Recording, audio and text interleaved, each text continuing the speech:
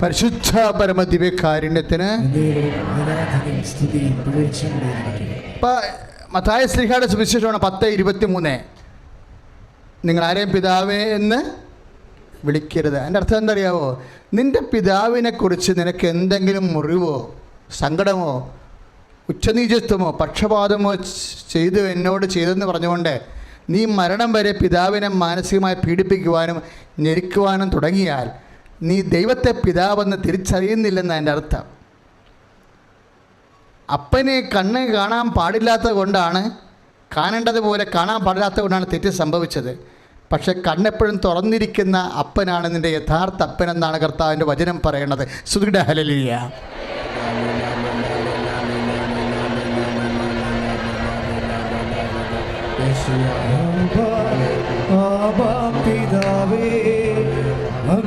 മാത്രമേ ഞങ്ങൾക്കു ദൈവം പാടുക. ആബാ ആബാ പിതാവേ, ആബാ പിതാവേ, അങ്ങു മാത്രമേ ഞങ്ങൾക്കു ദൈവം.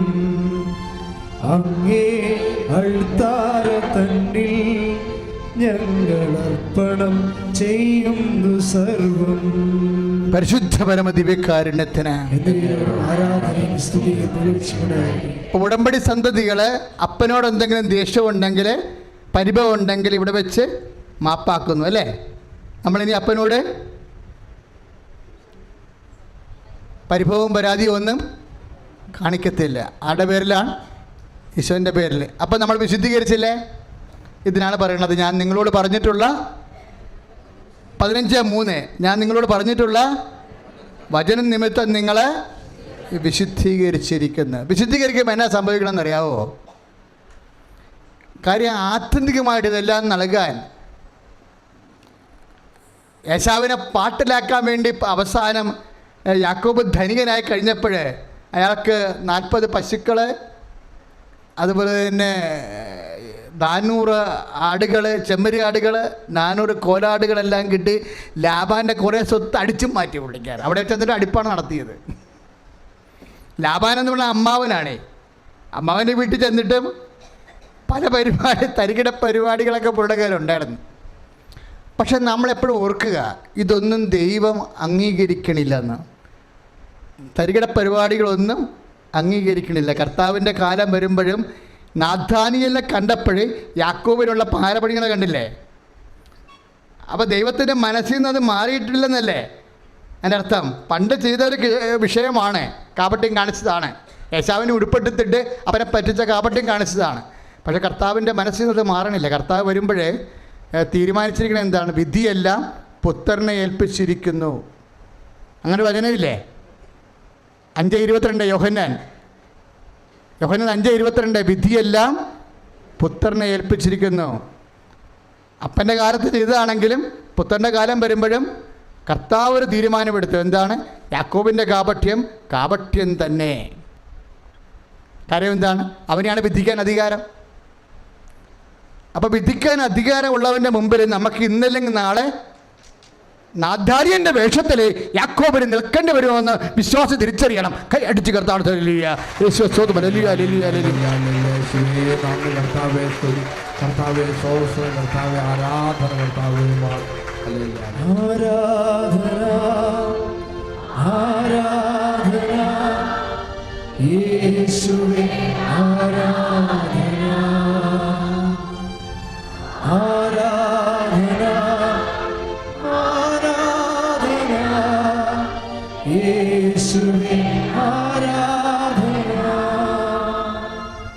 ഇങ്ങനെയാണ് വചനം കേട്ടിട്ട് നമ്മൾ വിശുദ്ധീകരിക്കപ്പെടേണ്ടത്. ഇന്നല്ലെങ്കിൽ നാളെ യാക്കോബിന് നാഥാനിയൻ്റെ വേഷത്തിൽ വിദ്യാളൻ്റെ മുമ്പിൽ നിൽക്കേണ്ടി വരുമെന്ന്. അതുകൊണ്ടാണ് വചനം നമ്മളെ വിശുദ്ധീകരിക്കുന്നത്. അതുകൊണ്ടാണ് ഈശോ പറഞ്ഞത്, ഉടമ്പടിയിൽ നമ്മൾ വചനം കേൾക്കുന്നു, വചനം വായിക്കുന്നു. എന്തിനു വേണ്ടിയാണ്? വിശുദ്ധീകരിക്കപ്പെടാൻ വേണ്ടിയാണ്. വചനം വിശുദ്ധീകരിക്കപ്പെടുമ്പോഴാണ് നമുക്കെന്ത് കിട്ടുന്നത്? അടയാളം കിട്ടുന്നത്. അടയാളം നമ്മുടെ അവകാശമാണ്. ആരുടെ അവകാശം? വിശ്വാസത്താൽ വിശുദ്ധീകരിക്കപ്പെട്ടവൻ്റെ അവകാശമാണ് അടയാളം. സ്തുതികളെ ഹല്ലേലൂയ. യേശുവേ ഹല്ലേലൂയ.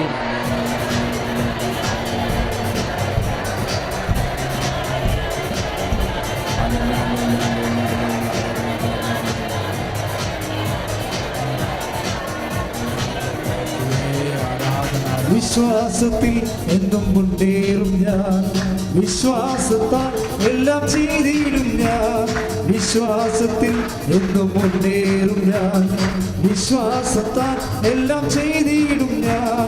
ഒന്നും അസാധ്യമായില്ല എൻ്റെ മുൻപിൽ, ജയം എനിക്കുണ്ട്. ഒന്നും അസാധ്യമായില്ല എൻ്റെ മുൻപിൽ, ജയം എനിക്കുണ്ട്. എന്തിനാണ് വിശുദ്ധീകരണത്തെക്കുറിച്ച് സംസാരിക്കുന്നത്? എന്തിനാണ് സംസാരിച്ചത്? വിശുദ്ധീകരണത്തിലൂടെയാണ്, വിശ്വാസത്തിലൂടെയാണ് നമ്മൾ ഉടമ്പടി പ്രകാരം തുല്യ പങ്കാളിയായി മാറുന്നത്. ഉടമ്പടിയിൽ എപ്പോഴും തുല്യ പങ്കാളികൾ തമ്മിൽ ചെയ്യണ കാര്യങ്ങളാണത്. അപ്പോൾ നമ്മൾ ഉടമ്പടി ചെയ്ത് കഴിഞ്ഞിട്ട് ആ വചനം കേട്ട് വചനത്തെ വിശുദ്ധീകരിച്ച് വചനത്തിൻ്റെ പ്രവർത്തനങ്ങളെ ശക്തീകരിച്ച് വിശ്വാസത്തിൻ്റെ പ്രവൃത്തികൾ ചെയ്ത് കഴിയുമ്പോൾ നമ്മൾ ദൈവത്തോട് തുല്യ പങ്കാളികളായി മാറും. പ്രാർത്ഥിക്കുക. കർത്താവായ ദൈവമേ, വചനം കേട്ട് വചനം ഗ്രഹിച്ച് വചനം ജീവിച്ച് വചനത്തിന് സാക്ഷിയായി അടയാളത്തിന് അവകാശിയായി തുല്യ പങ്കാളിയായി മാറുവാൻ ഞങ്ങളെ അനുഗ്രഹിക്കണമേ. സ്തുതിക്കട്ടെ. ഹല്ലേലൂയ.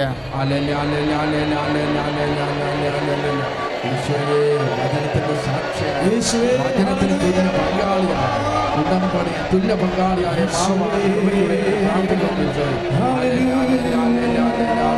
യേശുവേ ആരാധന ആരാധന ആരാധന. കരങ്ങൾ വീശിക്കൊണ്ട് ഈശോയെ നോക്കി ആരാധിക്കാം. ആരാധന ആരാധന യേശുവേ ആരാധന. പരിശുദ്ധ പരമ ദിവ്യകാരുണ്യത്തിന്. അപ്പോൾ ഉടമ്പടി ചെയ്യണ സമയത്ത് നമ്മൾ ചിലപ്പോൾ 0 ആയിരിക്കും, 0- ആകും. നമ്മൾ ഉടമ്പടിയുടെ പ്രോസസ്സിലാണ് നമ്മൾ കർത്താവിൻ്റെ തിരുസന്നിധിയിൽ വിശുദ്ധീകരിച്ചും ശക്തീകരിച്ചും തുല്യ പങ്കാളിയായി മാറുന്നത്. കാര്യം ഉടമ്പടി ചെയ്യണ എല്ലാവരെയും നിങ്ങൾ ചിന്തിച്ച് നോക്കിക്കുക. ദൈവത്തോട് ഉടമ്പടി ചെയ്യണ എല്ലാവരെയും അവരാദ്യം ബിഗ് 0 ശരിക്കും. ഇന്നത്തെ സുവിശേഷം കണ്ടില്ലേ, രാവിലെ കുർബാന വെച്ചപ്പോൾ നിങ്ങൾ ശ്രദ്ധിച്ചാവും. ന്യായാധിപന്മാരുടെ ലേഖനമാണ്. ന്യായാധിപന്മാരുടെ ലേഖനത്തിൽ എന്താണ് എഴുതിയിരിക്കുന്നത്? ഗിദെയോൻ എന്ന് പറഞ്ഞ ന്യായാധിപനെക്കുറിച്ചാണ് സംസാരിക്കുന്നത്. 6-ാം അധ്യായം 22-ാമത്തെ വാക്യം. ന്യായാധിപന്മാരുടെ പുസ്തകം 6-ാം അധ്യായം 22 മുതൽ 27 വരെയുള്ള വാക്യങ്ങൾ. ഗിദെയോൻ ന്യായാധിപനാണ്, ജഡ്ജസാണ്. പ്രവാചകന്മാരും രാജാക്കന്മാരും ജഡ്ജസും ന്യായാധിപന്മാരുമാണ് യഹോവയുടെ പ്രതിനിധികളായിട്ട് കാലാന്തരങ്ങളിലൂടെ തിരഞ്ഞെടുക്കപ്പെട്ട ജനതയെ നയിച്ചുകൊണ്ട് പോയത്. അവരെല്ലാം ചെയ്തുകൊണ്ടിരുന്നത് എന്താണെന്നറിയാവോ? ഉടമ്പടിയെക്കുറിച്ച് പ്രവാചകന്മാരും ന്യായാധിപന്മാരും രാജാക്കന്മാരും എല്ലാവരും ദൈവജനത്തെ അനുസ്മരിപ്പിച്ച എന്തിനെക്കുറിച്ചാണ്? ഒറ്റ ശബ്ദത്തെ അനുസ്മരിച്ചിട്ടുള്ളൂ. എന്താണ്? പിതാക്കന്മാരോട് ചെയ്ത ഉടമ്പടി. എൻ്റെ മക്കളെ, ഉടമ്പടി ഒരു കംപ്ലീറ്റ് പ്രെയറാണ് ശരിക്കും. കാര്യം ദൈവത്തിന് മനുഷ്യരാശി ചെയ്യാവുന്ന ഏറ്റവും ഫലപ്രദമായ പദ്ധതിയാണ് ഉടമ്പടി. ഗിദെയോനോട് എന്നാ ഉടമ്പടി ചെയ്തത് ദൈവം? ഗിദെയോൻ ദൈവതിരുസന്നിധിയിൽ അയാളുടെ മെറിറ്റ് യോഗ്യതയായി വെച്ചത് എന്താ? ശ്രുതികട. ഹല്ലേലൂയ ഹല്ലേലൂയ ഹല്ലേലൂയ യേശുവേ ഹല്ലേലൂയ ഹല്ലേലൂയ യേശുവേ ആരാധന ആരാധന ഈശോയെ ആരാധിച്ചു. കരങ്ങൾ വീശി പ്രൈസ് ദി ലോർഡ്. മിദ്യാൻകാരുമായിട്ട് യുദ്ധമാണ് ഈ 6-ാം അധ്യായത്തിലെ പ്രമേയം. ഇസ്രായേലിനെ രക്ഷിക്കാൻ ആരുമില്ല. മിദ്യാന്മാർ രാക്ഷസവർഗമാണ്. ഇസ്രായേലിൽ രാജാവില്ല, പ്രവാചകയില്ല, സൈന്യമില്ല, ആരുമില്ല. ആകപ്പാട് ഇസ്രായേലിനുള്ള സ്വത്ത് എന്താണ്? ഈ ഗിദെയോനെ പോലുള്ള ന്യായാധിപനാണ്. അയാൾക്കുള്ള എന്താ? അയാൾ പറയും നീ യുദ്ധം ചെയ്യണം. ആരോട്? മിദ്യാൻകാരോട്. ഇപ്പം നമ്മളും പഴയ ഉടമ്പടി വെച്ചിരിക്കുന്നത്. ഇന്നലെ ഒരു ചേട്ടായി സാക്ഷ്യം പറഞ്ഞു. അയാൾക്കുണ്ടായിരുന്ന കടം എന്താണെന്നറിയാവോ? 40 ലക്ഷം രൂപയുടെ കടം. പക്ഷേ അയാൾക്കത് കൊടുത്തു വിട്ടാനുള്ള ഒരു മാർഗവും വരുമാന മാർഗവും ഇല്ല. അപ്പം അങ്ങനെ അദ്ദേഹം വന്ന് ഉടമ്പടി ചെയ്ത് അമ്മയെ സാക്ഷിയാക്കി മധ്യസ്ഥയാക്കി ഉടമ്പടി ചെയ്ത് ഒരു മാസം ഒരാഴ്ച കൊണ്ട് ഒരു അകന്ന ബന്ധു, ആ മനുഷ്യൻ നേരത്തെ ഉണ്ടായിരുന്നതാണ്, പക്ഷേ വർക്കിംഗ് കണ്ടീഷനിലല്ലായിരുന്നു. ഉടമ്പടി ചെയ്ത് കഴിഞ്ഞപ്പോൾ ആ മനുഷ്യൻ്റെ മനസ്സിനെ ഉണർത്തിയിട്ട് ഉടനെ 20 ലക്ഷം രൂപ കൊടുത്തു ഈ മനുഷ്യന്. ആ സാക്ഷി ഇന്നലെ കേട്ടപ്പോൾ എനിക്ക് സന്തോഷം തോന്നി. നമ്മുടെ ഒന്നുമില്ലേ, നമ്മുടെ കയ്യിൽ ഒന്നുമില്ല. ആകപ്പാടുള്ളത് എന്താണ്? ഉടമ്പടിയുടെ പച്ച പേപ്പർ മാത്രമേ നമ്മുടെ കയ്യിലുള്ളത്. ആ ഉടമ്പടി പച്ച പേപ്പർ ഞങ്ങൾ പ്ലാസ്റ്റിക്കിലാണ് തന്നിരിക്കുന്നത്. എന്തിനാണെന്ന് അറിയാമോ? മഴ നനയാതിരിക്കാൻ. നിങ്ങളുടെ വീട്ടിൽ വെള്ളം കയറിയാലും ഉടമ്പടി പേപ്പറെ വെള്ളം കയറാതിരിക്കാനാണ്. എത്ര കാലമായി. കാര്യം നമ്മുടെ ആസ്തിയാണത്. അത് നമ്മുടെ ആസ്തിയാണ്. നമ്മൾ ദൈവത്തോട് ചെയ്ത ഉടമ്പടിയാണ്. അപ്പം ഗിദെയോനോട് പറഞ്ഞു, നീ മിദ്യാൻകാരെ പ്രതിരോധിക്കാൻ പറഞ്ഞു. അപ്പം ഗിദെയോൻ പറഞ്ഞ വാക്കുകളുണ്ട്. ഗിദെയോൻ എന്താ പറഞ്ഞത്? ഞാൻ മനാസയുടെ ഗോത്രത്തിലുള്ള ആളാണ്. ആ ഗോത്രത്തിൽ തന്നെ ഏറ്റവും ഞങ്ങളുടെ വംശം ഏറ്റവും ബലഹീനമായ വംശമാണ്. ന്യായാധിപന്മാർ 6:15 ഞാൻ മനാസയുടെ ഗോത്രത്തിൽപ്പെട്ടയാളാണ്. ഞങ്ങളുടെ ഗോത്രത്തിൽ തന്നെ ഞങ്ങളുടെ വംശം ഏറ്റവും ബലഹീനമാണ്. എൻ്റെ കുടുംബമാണെങ്കിൽ അതിനേക്കാളും പരിതാപകരമാണ് എൻ്റെ അവസ്ഥയെന്ന്. അതാണ് ചിലപ്പോഴും ഉടമ്പടി ചെയ്യുമ്പോൾ നമ്മുടെ മനസ്സിലുണ്ടാകുന്ന ഒരു നിസ്സഹായ അവസ്ഥ. പക്ഷെ ഉടമ്പടി ചെയ്യുമ്പോൾ നീ ഓർക്കണം, നീ ആരുടെ മുമ്പിലാണ് ഉടമ്പടി ചെയ്യണത്? ദൈവ തിരുസന്നിധിയിലാണല്ലേ. ചോര വേർക്കുമ്പോഴും കർത്താവ് പറഞ്ഞത് എന്താണ്? പിതാവേ, അങ്ങയ്ക്കെല്ലാം സാധ്യമാണ്. അപ്പോൾ നീ തന്നെ പോണം, നിൻ്റെ കൂടെ എൻ്റെ സാന്നിധ്യം എന്നാണ് ഗിദെയോന് കൊടുക്കുന്ന വാഗ്ദാന പ്രകാരമുള്ള ഉറപ്പ്. അപ്പം ഗിദെയോൻ അതിൽ വിശ്വസിക്കും. എന്നിട്ടും ഗിദെയോൻ ഒരു അടയാളം ചോദിക്കും. എന്താണ്? എനിക്ക് ഒരു അടയാളം വേണം. നിങ്ങൾക്ക് ദൈവത്തോട് അടയാളം ചോദിക്കാം. ഇപ്പം എത്ര അടയാളങ്ങളെ നമ്മൾ സാക്ഷ്യങ്ങൾ കേൾക്കണില്ലേ? അടയാളം നമ്മൾ വിശ്വസിക്കുന്നവൻ്റെ അവകാശമാണ്. ഗിദെയോൻ ഒരു അടയാളം ചോദിച്ചു. എന്താണ്? ഒരു കമ്പിളി എടുത്ത് മുറ്റത്തിട്ടിട്ട് ദൈവത്തോട് പറഞ്ഞു. എന്ത് പറഞ്ഞു? ഇത് മഞ്ഞുകാലമാണ്, ഞാൻ മെതിക്കളത്തിലാണ് ഈ കമ്പിളി ഇടുന്നത്, തൂവെള്ള കമ്പിളി. ഞാൻ രാവിലെ എഴുന്നേറ്റ് നോക്കുമ്പോൾ മിദ്യാൻകാരെ നീ എനിക്ക് ഏൽപ്പിച്ച് തരുവാ ഇല്ലേ എന്ന് ഞാൻ അറിയണത് ഈ കമ്പിളിയിൽ നീ കാണിക്കുന്ന അടയാളം കൊണ്ടായിരിക്കുമെന്ന് പറയും. എന്ന് പറഞ്ഞ് ഇവൻ ഗിദെയോൻ കമ്പിളി എടുത്ത് പുറത്തിടും, വെള്ളക്കമ്പിളി. എന്നിട്ട് ദൈവത്തോട് പറയും, കളത്തിൽ മഞ്ഞ് പെയ്താൽ ഈ കളത്തിൽ ഒരിടത്തും മഞ്ഞ് പെയ്യരുത്, ഈ കമ്പിളിയെ മാത്രം മഞ്ഞ് പെയ്യിക്കണം. കളവെന്ന് പറഞ്ഞാൽ എന്താണ്? മെതിക്കളം, ഗോതമ്പ് കളം, പഴയ നെൽക്കളം, കറ്റക്കളവ. ഈ കളത്തിൽ മഞ്ഞ് പെയ്യിക്കുമ്പോൾ കളത്തിൽ മഞ്ഞ് വീഴരുത്. പിന്നെ എവിടെ മഞ്ഞ് വീഴണം? എൻ്റെ കമ്പിളിയെ മാത്രം മഞ്ഞ് വീഴണം ഞാൻ രാവിലെ എഴുന്നേറ്റ് നോക്കുമ്പോൾ. അങ്ങനെയാണെന്ന് അടയാളം കണ്ടാൽ അതിൻ്റെ അർത്ഥം മിദ്യാൻകാരൻ നീ എനിക്ക് ഏൽപ്പിക്കുമെന്നാണ്. എന്നാൽ ഞാൻ യുദ്ധം ചെയ്യും. എൻ്റെ കുടുംബം, എൻ്റെ വംശവും എൻ്റെ ഗോത്രം എത്ര ബലഹീനമായിരുന്നാലും നിൻ്റെ ശക്തി എനിക്കുണ്ടാവുമെന്ന് ഞാൻ മനസ്സിലാക്കുമെന്ന് പറയും. ഗിദെയോൻ അതുപോലെ ചെയ്തിട്ട് കൂടാരത്തിൻ്റെ വാതിലടക്കും. ഒന്നുറങ്ങി എഴുന്നേറ്റിട്ട് മുറ്റത്ത് വന്ന് ആദ്യം നോക്കണ കമ്പിളിയാണ്. കമ്പിളി പിഴിയണ പോലെ മഞ്ഞ് കിടക്കും. ഗിദെയോൻ ചുറ്റി നടന്ന് നോക്കും, കളത്തിൽ ഒരിടത്തും മഞ്ഞില്ല. പിന്നെ ഗിദെയോൻ പറയണത് അട്ടിക്കളാന്ന് പറയണത് എന്താണ്? യഹോവ നമ്മുടെ കൂടെയെന്ന്. ശ്രുതിക്കട്ടെ ഹല്ലേലൂയ. യേശുവേ ഹല്ലേലൂയ ഹല്ലേലൂയ.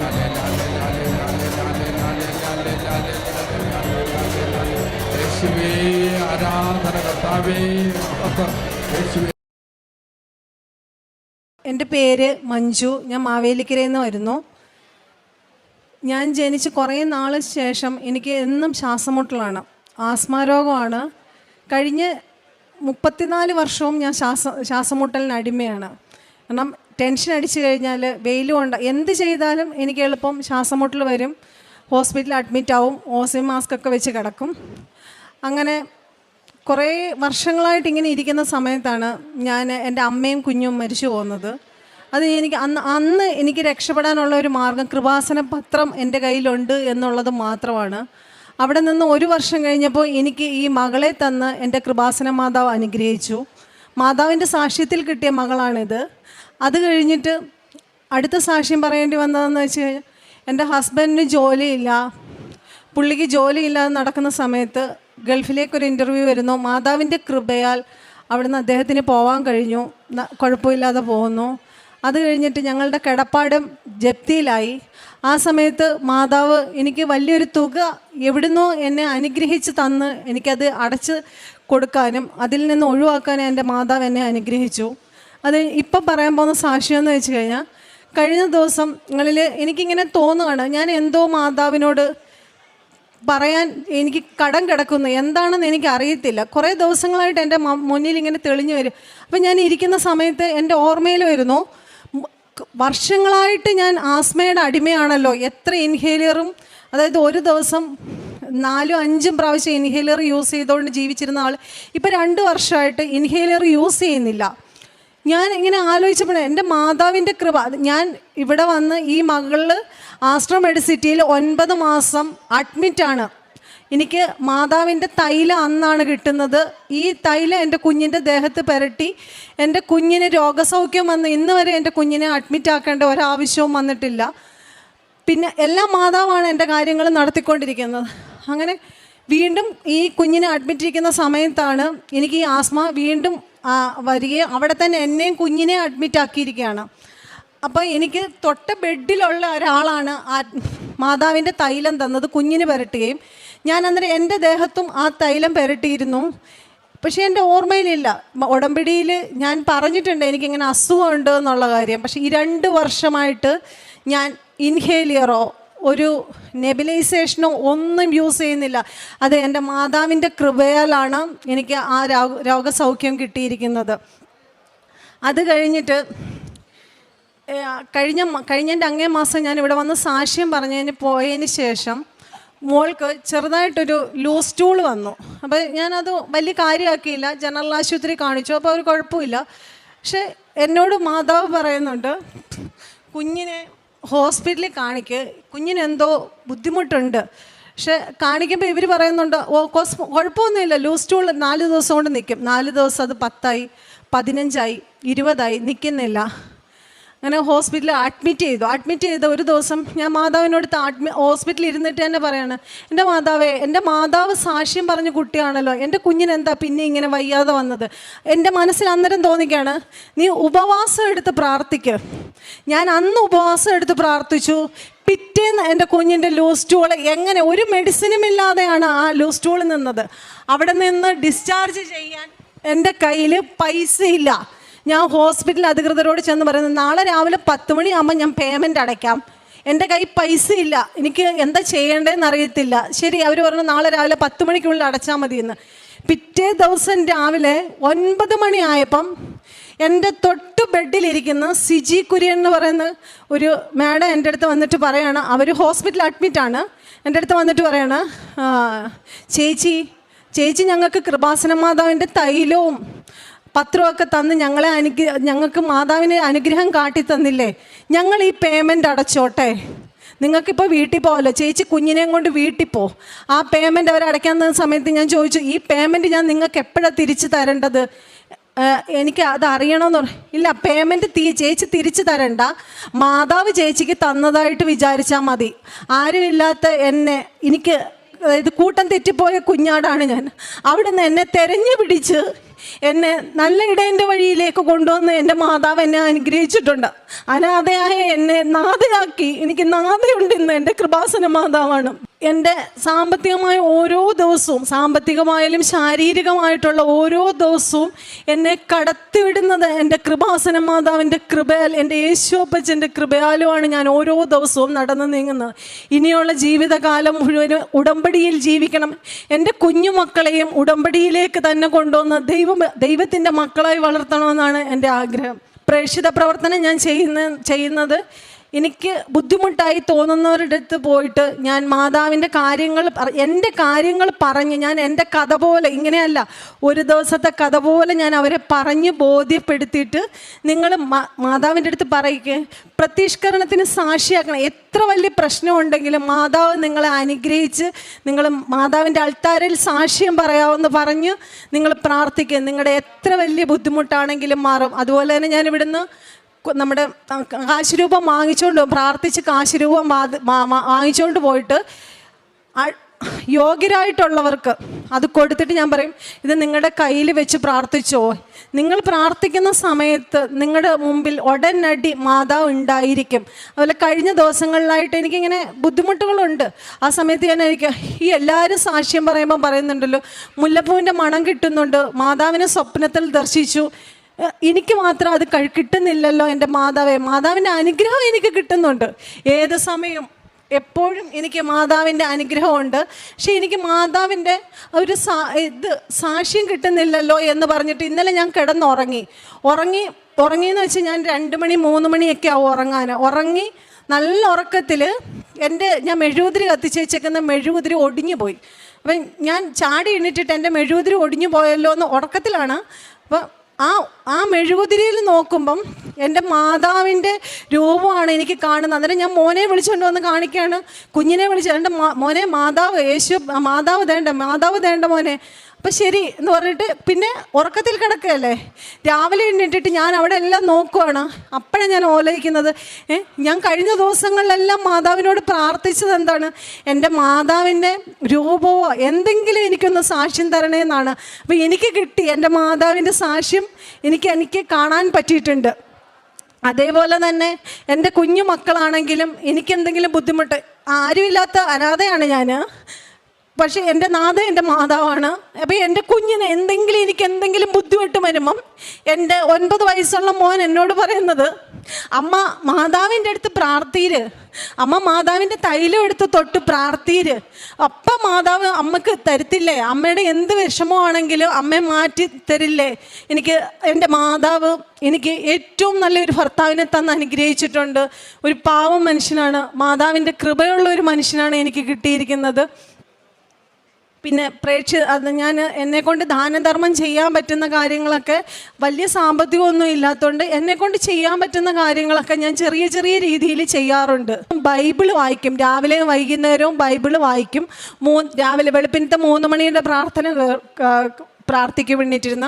അതുപോലെ തന്നെ അച്ഛൻ്റെ ഡെയിലി ബ്രീഡ് എന്നും പ്രാർത്ഥന, ആ സമയമാകുമ്പോൾ അലാറം വെച്ച് എണ്ണിച്ചിരുന്ന് പ്രാർത്ഥിക്കും. അങ്ങനെയാണ് എൻ്റെ ഒരു ദിവസം തുടങ്ങുന്നത്.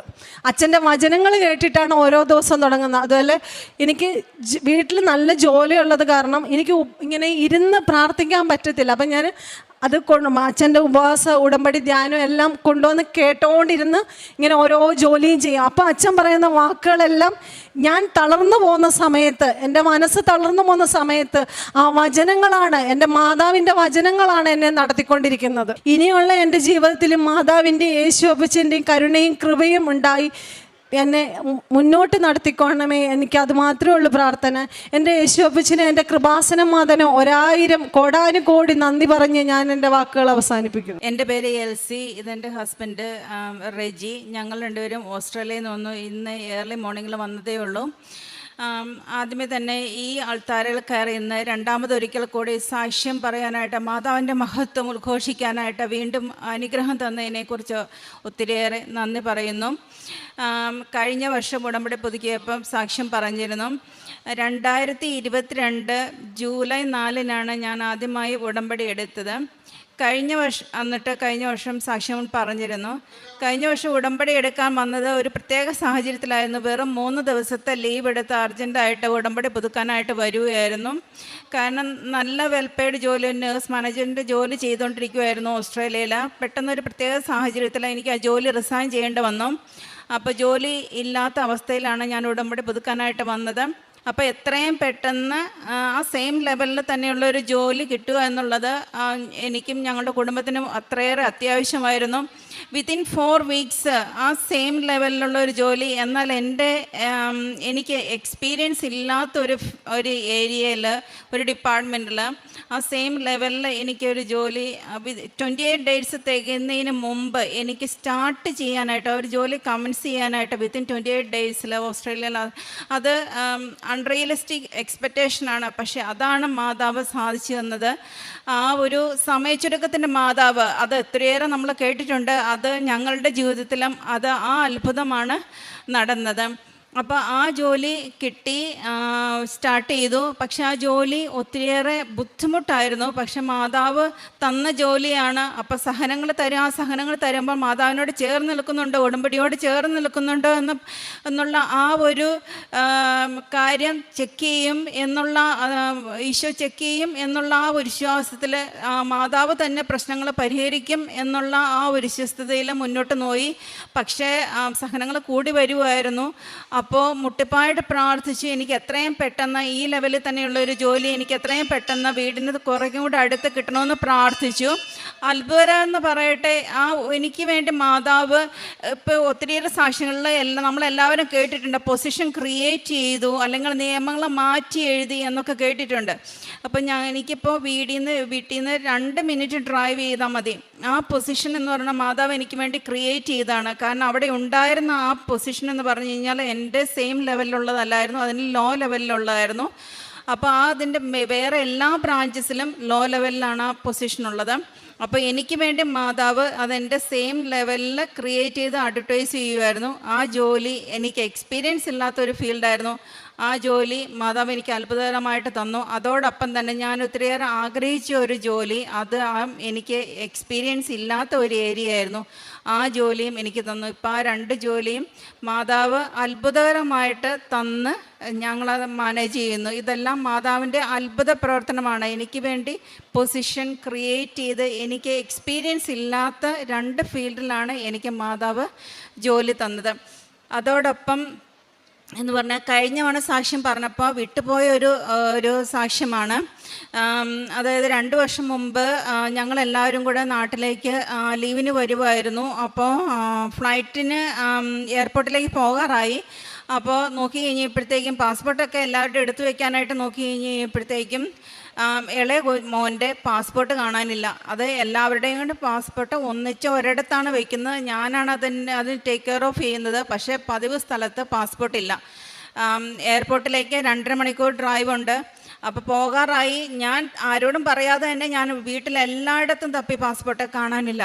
അവസാനം നിവൃത്തിയില്ലാതെ ഹസ്ബൻഡിനോട് പറഞ്ഞു. പിന്നെ ഞങ്ങൾ 2 പേരും കൂടെ മുടി അരച്ചിട്ട് തപ്പലായി, കാണാനില്ല. അപ്പോഴത്തേക്കും പിന്നെ പിള്ളേർക്കും ആശങ്കയായി, എന്താണ് പ്രശ്നമെന്ന് ചോദിച്ചാൽ പാസ്പോർട്ട് കാണാനില്ല കൊച്ചിൻ്റെ. അപ്പോൾ നിവൃത്തിയില്ല. ഇനി കൊച്ചിൻ്റെ പാസ്പോർട്ട് കാണാതെ ഞങ്ങൾക്ക് എയർപോർട്ടിലേക്ക് പോകാനായിട്ട് പറ്റത്തില്ല. ഫ്ലൈറ്റ് എല്ലാവരുടെയും ക്യാൻസൽ ആകേണ്ടി വരും.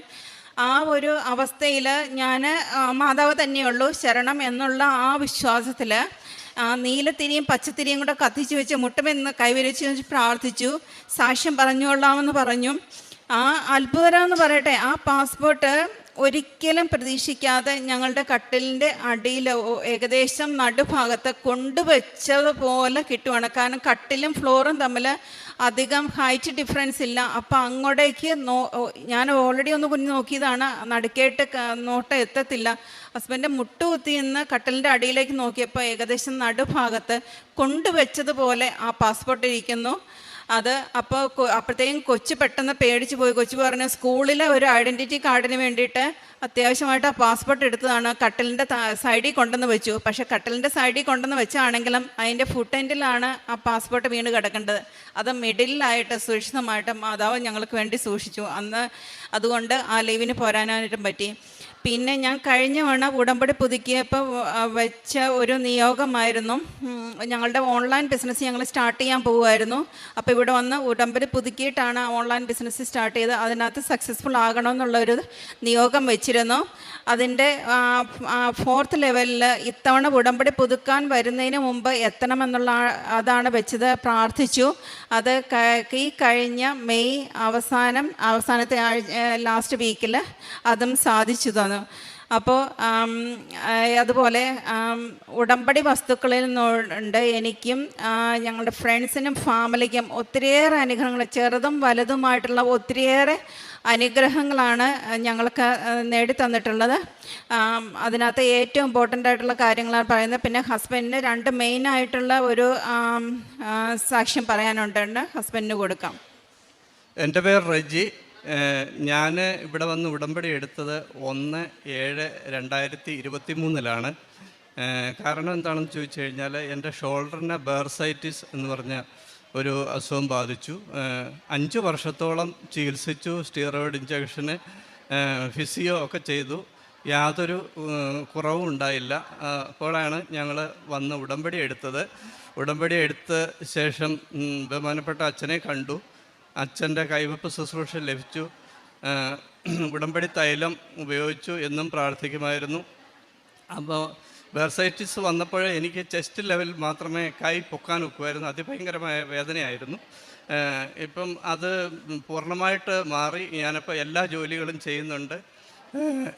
എനിക്ക് ഇപ്പോൾ കൈ മൊത്തത്തിൽ എനിക്ക് പൊക്കുകയും മറ്റ് ജോലികളൊക്കെ ചെയ്യാനെ കൊണ്ട് സാധിക്കുന്നുണ്ട്. എൻ്റെ രണ്ടാമത്തെ ഉടമ്പടി എന്ന് പറഞ്ഞത് ഞാനും 9 വർഷമായിട്ട് സഹോദരനുമായിട്ട് ഒരു വിദ്വേഷത്തിലായിരുന്നു.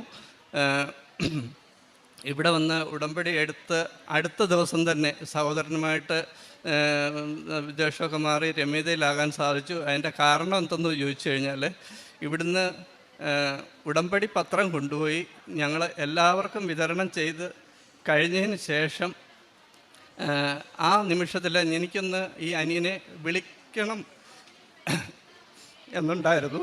അപ്പോൾ അതിന് ഞാൻ വിളിച്ചു.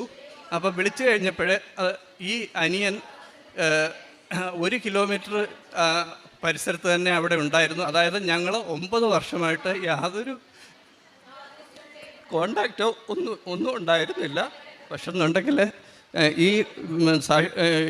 ഈ പത്രം കൊടുത്ത ശേഷം ആ അടുത്ത നിമിഷത്തിൽ ഞങ്ങൾക്ക് തമ്മിൽ കാണുവാനും സംസാരിക്കാനും രമ്യതപ്പെടാനും പറ്റി.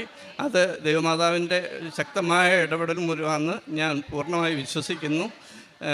ഞങ്ങൾ ഉടമ്പടിയോട് ചേർന്ന് നിന്നുകൊണ്ട് ഞങ്ങൾ ഹോസ്പിറ്റലിൽ ഉച്ചയ്ക്ക് മാസത്തിലൊരിക്കൽ ഉച്ചഭക്ഷണം കൊടുക്കുന്നുണ്ട്.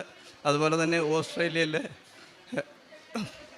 ഹോംലെസ് ആയിട്ടുള്ള ആൾക്കാർക്ക് ഓസ്ട്രേലിയയിലെ ഹോംലെസ് ആയിട്ടുള്ള ആൾക്കാർക്ക് മാസത്തിലൊരിക്കൽ ഗ്രോസറീസ് വാങ്ങിച്ച് ഞങ്ങൾ കൊടുക്കാറുണ്ട്. പിന്നെ പ്രേക്ഷിത പ്രവർത്തനമായിട്ട് ധ്യാനം ഞങ്ങൾ കൃത്യമായിട്ട് കൂടാറുണ്ട്. അത് വാട്സപ്പിലൂടെ ധ്യാനവും സാക്ഷ്യവും എല്ലാവർക്കും ഷെയർ ചെയ്യാറുണ്ട്. അതുപോലെ തന്നെ അനാഥാലയങ്ങൾക്ക് പൈസ വേണ്ടവർക്ക് എല്ലാവർക്കും ആ ആവശ്യങ്ങൾക്കനുസരിച്ച് കണ്ടറിഞ്ഞ് ഞങ്ങൾ കൊടുക്കാനായിട്ട് ശ്രമിക്കുന്നു. പിന്നെ ബൈബിള് വായന, പ്രാർത്ഥന എല്ലാം കൃത്യമായിട്ട് നടക്കുന്നു. കുർബാന കൂടൽ, കുമ്പസാരം എല്ലാം നടക്കുന്നുണ്ട്. പ്രാർത്ഥനാ ജീവിതം ഈ ഉടമ്പടി എടുത്തത് സത്യം പറഞ്ഞു കഴിഞ്ഞാൽ ഞങ്ങളുടെ കുടുംബജീവിതത്തിൽ ആ പ്രാർത്ഥനാ ജീവിതം ഒത്തിരിയേറെ മെച്ചപ്പെടുവാനായിട്ട് സാധിച്ചു. ജീവിച്ചിരിക്കുന്നിടത്തോളം കാലം സാധിക്കുമെങ്കിൽ ഉടമ്പടിയോട് ചേർന്ന് നിന്ന് കൊണ്ടുപോകാനാണ് ഞങ്ങളുടെ ആഗ്രഹം. മാതാവ് തന്ന എല്ലാ അനുഗ്രഹങ്ങൾക്കും ദൈവത്തിന് നന്ദി പറയുന്നു. മാതാവിന് സ്തുതി, സ്തോത്രം.